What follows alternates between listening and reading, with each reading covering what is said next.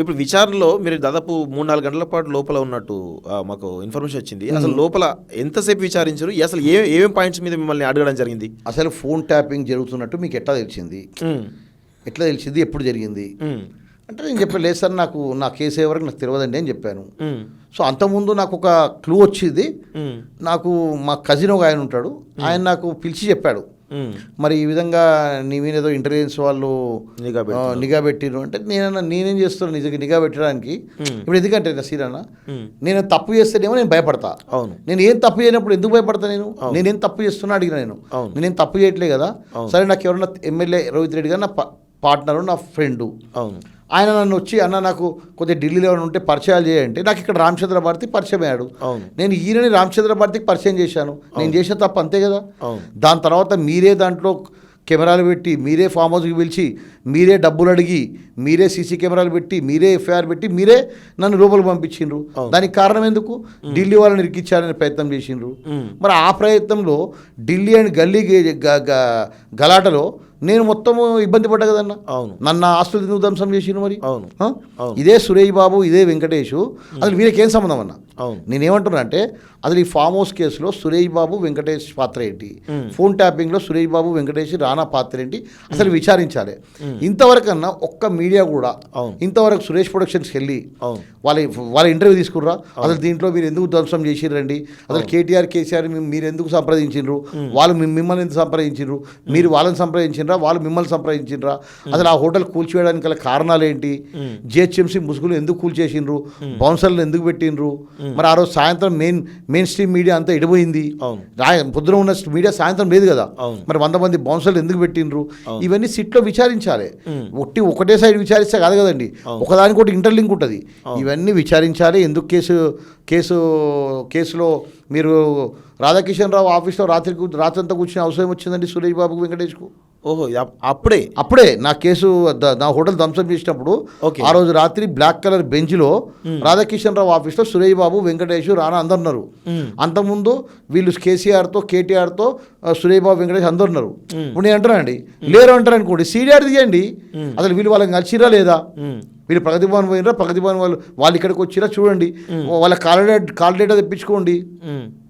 రాధాకిషన్ రావు ఎన్నిసార్లు సురేష్ బాబుకి ఫోన్ చేసిండు, వెంకటేష్ ఫోన్ చేసిండా, వీళ్ళకి వాళ్ళకున్న సంబంధాలు ఏంటి, అసలు నా హోటల్ ఎందుకు కూల్చేసిండ్రు, ఎవరి ఆర్డర్లతో నా హోటల్ కూల్చేసిండ్రు, ఇవన్నీ ఉంటాయి ఇంటర్లింక్. ఇటు మనకు ఫామ్ హౌస్ కేసు కంటే ముందే ట్యాపింగ్ నడుస్తుందండి. ఈ ట్యాపింగ్ నడుస్తున్నప్పుడే ఫామ్ హౌస్ కేసు అయింది. అంటే ఫామ్ హౌస్ కేసు కావడానికి కారణమే ట్యాపింగ్. అప్పుడు రేవంత్ రెడ్డి గారిది, చంద్రబాబు నాయుడు గారిది అయినప్పుడు కూడా దానికి కారణమే ట్యాపింగ్. సో ఎన్నో సంవత్సరాల నుంచి ట్యాపింగ్ జరుగుతుంది. మరి అప్పుడు ట్యాపింగ్ జరిగినప్పుడు చంద్రబాబు నాయుడు గారి వాయిస్ కూడా వచ్చింది. ఆ వాయిస్ వచ్చినప్పుడు అది లీగలా ఇల్లీగలా, మరి అది ఏ విధంగా చేశారో నాకు తెలియదు. మరి మా వాయిస్ వచ్చింది కదా, మాది లీగల్గా చేశారా? చేస్తే దాన్ని బయట పెట్టండి. హోమ్ సెక్రటరీ పర్మిషన్ ఉందా, సెంట్రల్ పర్మిషన్ ఉందా, టెలిఫోన్ అథారిటీ పర్మిషన్ ఉందా? అసలు ఫస్ట్ ఆఫ్ ఆల్ మేము వాట్సాప్ కాల్స్, ఫేస్ టైం మాట్లాడితే అది ఏ విధంగా బయటకు వస్తాయి, ఏ ఎక్విప్మెంట్తో? ఇప్పుడు రెండు ఉంటాయండి, ఒకటేమో డిపార్ట్మెంటల్ ట్యాపింగ్ వేరు, పర్సనల్ ట్యాపింగ్ వేరు.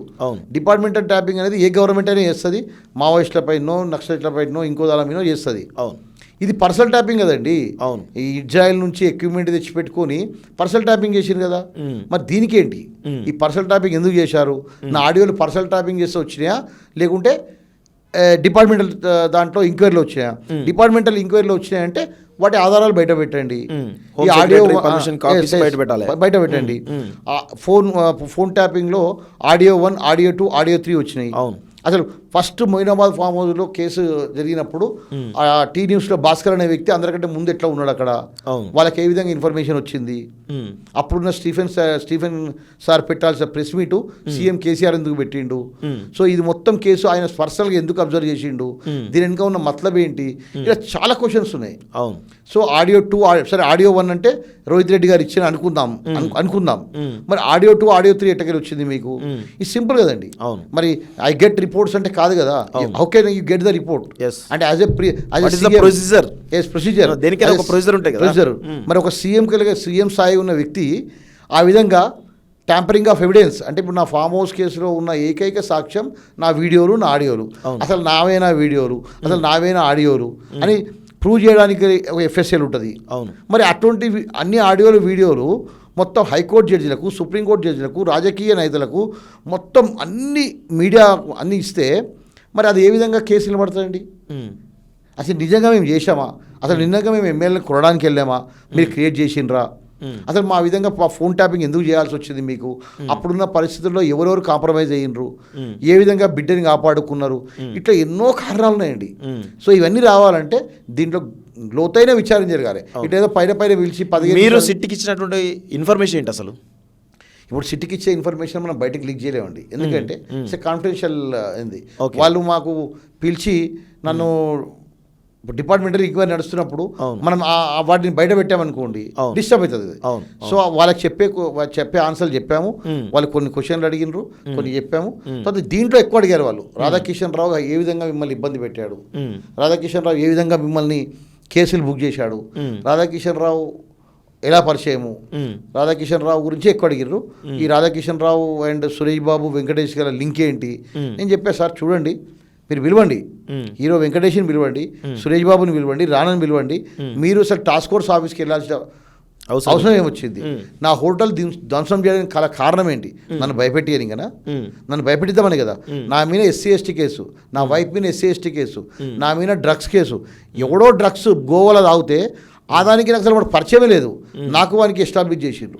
వాడు ఏదో కన్ఫెషన్ స్టేట్మెంట్ ఇచ్చినట్టుగా రాసిండ్రు. ఎంత దుర్మార్గాలు చేసిరండి. 75 రోజులు జైల్లో పెట్టి నన్ను చంపే ప్రయత్నం చేస్తారా? అంటే నేను చేసే పాపం ఏంది? ఒక ఎమ్మెల్యేని ఒక ఢిల్లీ ఆయనకు పరిచయం చేయించిన మాత్రాల ఇంత సినిమా క్రియేట్ చేస్తారా? చేసిందే కాకుండా నన్ను చంపుదామని చూస్తారా? నన్ను పీడియాక్స్ పెడతారా నా మీన? ఎందుకు? ఈరోజు ఎవరెవరు ఏమేం చేశారో అండి అన్నీ అనుభవిస్తారు. ఇదే రాధాకిషన్ రావు నా మీద ఎన్ని కేసులు పెట్టాడో అంతకు డబుల్ అనుభవిస్తున్నాడు. ఎవరెవరు చేశారు? నా మీద పెట్టే జిహెచ్ఎంసీ అధికారులు అనుభవిస్తారు, నా మీద కేసులు పెట్టే పోలీస్ అధికారులు అనుభవిస్తారు. ఈరోజు కల్వకుట్ల ఫ్యామిలీ అనుభవిస్తుంది, రేపు దగ్గుబాటి ఫ్యామిలీ అనుభవించబోతుంది. ఎందుకంటే నేచర్ అండి, ఇట్ విల్ కమ్ బ్యాక్ 100%. ఎవరెవరు ఏమేమి పాపాలు చేశారో ఆ పాపాలకు వడ్డీతో సహా రిటర్న్ వస్తుంది.